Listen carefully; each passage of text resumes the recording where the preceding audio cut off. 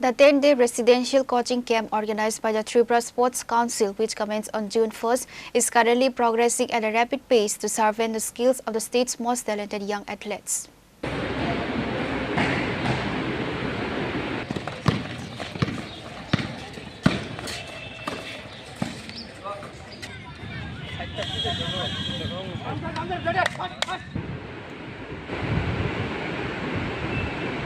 "175 selected sub-junior and junior boys and girls scouted from various coaching and play centers across the state.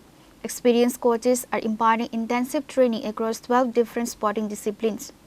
Daily rigorous practice sessions are being actively conducted at the Umakantu volleyball court, Kabaddi field, and the NSRCC basketball court and indoor hall.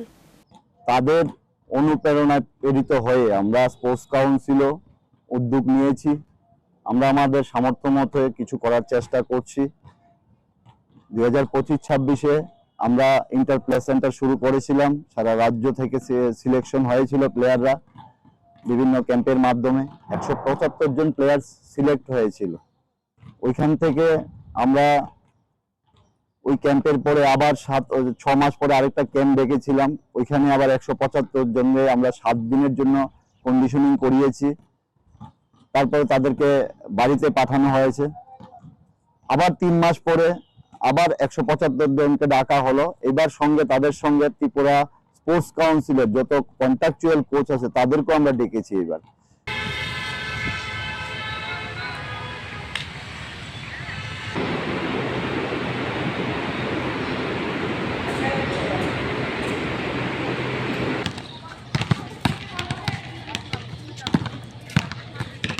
Reported by Narayan from Agatla, Chini, Khorang.